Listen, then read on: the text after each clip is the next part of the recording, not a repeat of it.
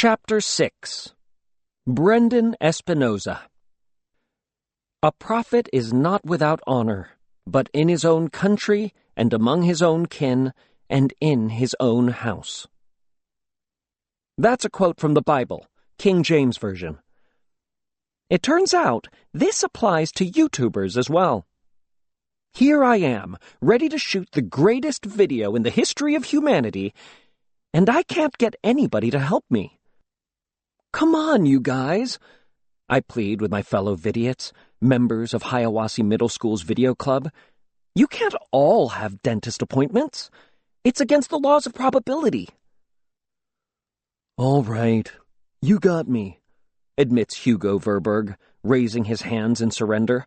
I don't have a dentist appointment. The reason I won't help you is because you're completely out of your mind. What do you care? I shoot back. That's my problem, not yours. I'm not asking you to do the hard part. I just need someone to be my wingman. Shoshana, you'll help me, right? Not in a million years, is her reply. You're going to get yourself in trouble. I'll put your name on YouTube as a co-producer. I wheedle. Oh, good, she drawls. It'll help the cops spell my name right when we get arrested. I'm out, Brendan, and you'd be out too if you had any sense. So it's no.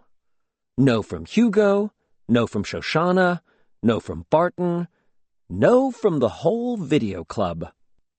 Mauricia even suggests that I should see a mental health professional. I slump against my locker, watching them walk away, deserting me. Where's the loyalty? Where's the club spirit? Where's the fire of creativity? The betrayal stings, but mostly, I hate to miss out on this idea. It could be the next thing that goes viral, but it can't go viral if it never gets made. I look around the crowded hall, kids loading up backpacks for dismissal. Do I know anybody? Actually, I know just about everybody, but none of them will meet my eyes. I'm not the most popular guy at school. I'm not sure why. I'm on the honor roll, president of the video club, champion of the academic decathlon 2 years running. Come to think of it, those are probably some of the reasons why kids aren't lining up to ask what I'm doing after school today. Nobody even acknowledges my existence. Then, out of the passing parade, someone notices me hunkered down beside my locker. Oh, man, it's Chase. That's all I need to put the finishing touch on this perfect afternoon. Bad enough I can't shoot my video. I don't need to hang by the waistband of my underwear off a peg in the girls' changing room. He pauses, frowning at me, as if trying to come up with where he remembers me from. It must be weird to walk around your own school knowing nobody when you should know everybody. A familiar face, even mine, must really stand out. The cafeteria, I supply. We almost had lunch together. I'm Brendan. His face relaxes into a sheepish smile of recognition. His arm sling is gone, and even his cuts and scrapes are fading. Chase. He introduces himself. I have to laugh. Everybody knows you. How can I forget the face that starred in so many of my nightmares? With Joel Weber gone, I might be next on the list of preferred targets. I should have told him my name was Harold. Too late now. On the other hand, the word is Chase is off the football team, thanks to his head injury. And he certainly seems different than he was last year. Maybe that's because once you've cut a guy's chicken for him, he can never really be that scary again. So I tried the impossible. Hey, Chase, are you busy this afternoon? He shrugs. What have you got in mind? I push my luck. I'm shooting this video to put up on YouTube, but I need a wingman. Can you help me out?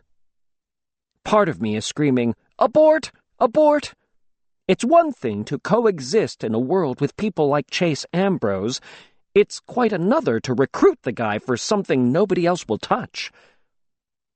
He never actually says yes. He just goes with me. I explain on the way. And when I tell him how the video is going to go, he doesn't even tell me I'm nuts. He just laughs and asks me if I'm kidding. Just because something is funny doesn't mean you treat it like a joke, I assure him. Comedy is serious business. If people are going to laugh at this, it'll be because we worked hard at it and got it right. He actually seems to think that over. Yeah, I can see that. But I'm not the one who's going in, right? My doctor would freak out, not to mention my mom. Wow. Chase Ambrose has a mom? I always thought the popular people floated down to Earth in a column of pure light from the great space arc. It's all me, I promise. You just have to work camera too. We stop by my place to pick up the tricycle. Chase even takes it for a test drive on the street, practically cackling with mirth. I laugh too, because he looks pretty funny.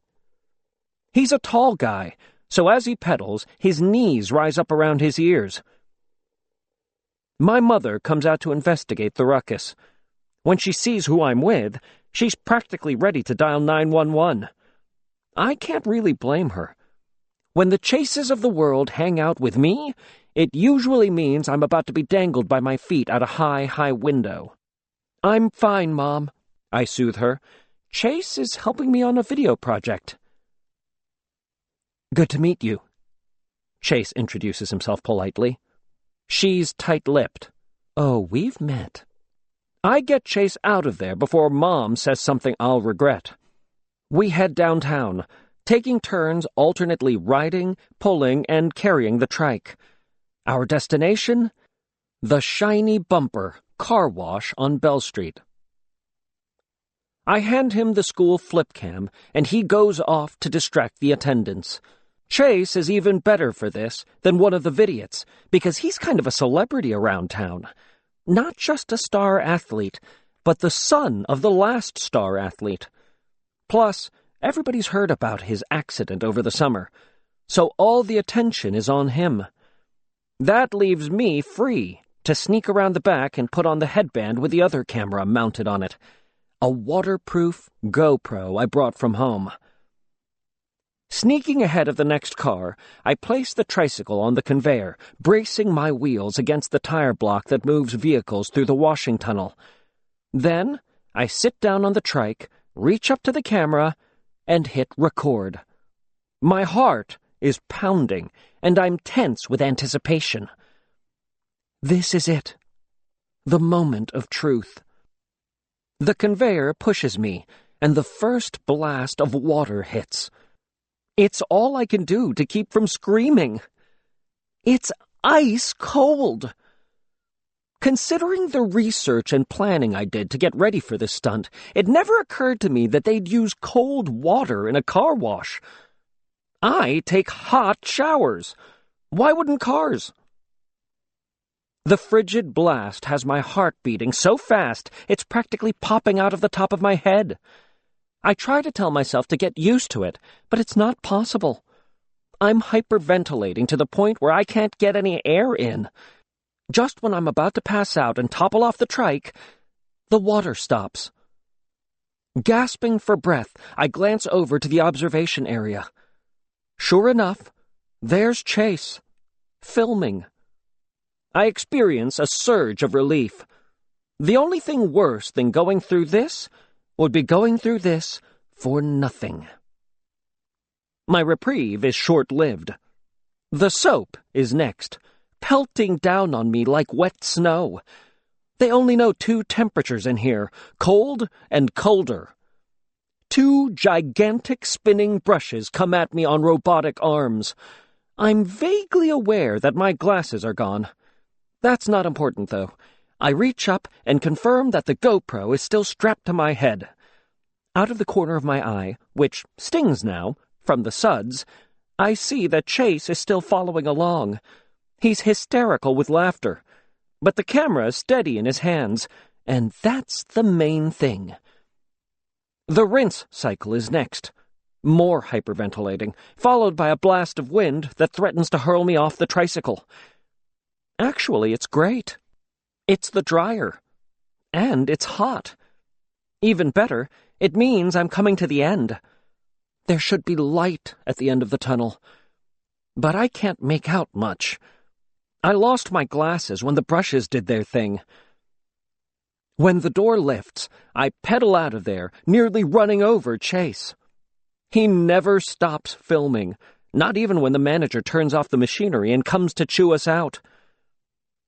"Very stupid, Ambrose," he yells. "Is this your idea of a joke?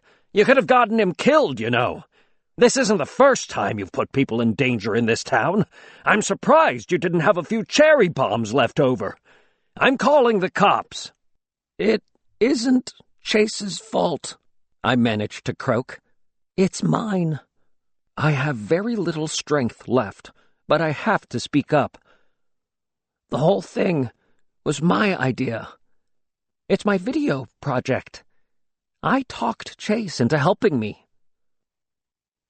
"Brendan?" The manager squints at me. I guess I'm not that easy to recognize, soaking wet and half dead, and my skin all slimy. I think I got a wax treatment in there somewhere. "Is that you? Why would you do such a crazy thing?" "I'm the president of the video club at Hiawassee Middle," I supply. Adults always cut you more slack if they think something is a project for school. It does the trick, especially when I promise to put an ad for the shiny bumper on the club's yearbook page. Sure, I get yelled at, but at least no one is talking about calling the cops anymore. The manager even sends one of his employees into the mechanism to rescue my glasses, which are undamaged, except for a small crack in the right lens. We head back to my place. I'm riding the trike, mostly because I'm too weak to stand. Chase carries the precious cargo, the 2 cameras with the footage on them. "Sorry, Chase," I mumble, contrite. "I didn't mean to get you in trouble." He cocks an eyebrow. "Looks more like you got me out of trouble." All I did was tell the truth. The whole thing was my idea. "That guy was ready to have me arrested," he insists. "Well," I tell him, "that's mostly because of your reputation." Oops. That is, your old reputation, you know, for stuff you probably don't even remember doing. In my depleted state, I'm not thinking straight. I'm digging my grave with my mouth. He shakes his head. My reputation wasn't what made the difference. That was all yours. You must be somebody pretty special around here to get that kind of reaction from a guy who runs a car wash. I'm blown away. My record as a nerd and goody-two-shoes never seemed like much to me before. For sure, it didn't compare to Chase's. Athlete, bad boy, big man on campus. But it was my reputation, not his, that got us out of a jam back there.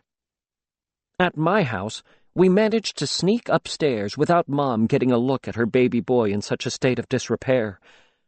I'd never be able to convince her that Chase didn't do it to me.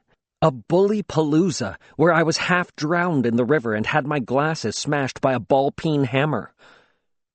I can barely bring myself to take the time to change out of my wet clothes. That's how anxious I am to see the footage we shot. I keep expecting Chase to lose interest and take off, but he hangs around, and it starts to sink in that he's just as into it as I am. We watch the video from the GoPro first. It's pretty insane. A blizzard of flying foam and torrents of water, and a lot of whimpering I wasn't aware of at the time. I might have been trying to yell for help, but I couldn't form actual words. I was also thrashing around more than I remember. It's a miracle I stayed on the trike. The best part is when the brushes come. It's as if I'm being attacked by two whirling monsters from Where the Wild Things Are. Next, we play Chase's footage from the viewing area next to the washing tunnel. There I am, clinging to the tricycle like it's the only thing keeping me from floating away into outer space. When the freezing cold water hits, my entire body writhes, belly dancer style, only at triple speed. And when the powerful dryer's on, you can actually see my skin pushed up against the bone structure of my skull. It's pure gold. And I have to say that a lot of the credit for that goes to Chase. He's got a real knack for camera work. We laugh until we're falling over each other. It's definitely more fun to watch it than it was to go through it in real life. I show Chase how to piece the video together on the computer, intercutting footage from both cameras for maximum effect. For example, when you see the GoPro image flying all over the place, and then jump to me, jerking and flailing, struggling to keep my perch on the trike, it's even more hilarious because it explains why the picture inside the car wash is so wild and chaotic. Chase catches on quickly and adds some good suggestions of his own, like a split screen of both cameras when the spin brushes come in. At last, we set the whole thing to music, Ride of the Valkyries, and upload the clip to YouTube. We give it a title, How to Clean Your Tricycle. Brendan Espinoza and Chase Ambrose, co-producers. I kid you not, he actually thanks me when I include him in the credits. We watch it on every device in the house, the computer, our phones, and an iPad. We even Chromecast it to the TV. It doesn't get old. If this video won't go viral, there's no justice in the world. Or at least on YouTube. He's still laughing as I see him out. That might be the most fun I ever had. I swear he's like a kindergartner who's just been handed the world's most intricate balloon animal. Without thinking, I reply, How do you know? You've probably forgotten most of the fun you've had. He looks surprised for a few seconds, and I figure I'm about to get his book bag in the side of the head. Then he says, Good point. But it was still awesome. Me and my big mouth. I can't leave well enough alone. You know, we've got a video club at school, and you'd be a natural with your camera skills. We could really use you. That might be the dumbest thing I've ever said aloud. Chase Ambrose and his football buddies have made a career out of terrorizing kids just like the Vidiots. Recruiting him is like inviting a shark over for sushi. He grins at me. When's the next meeting?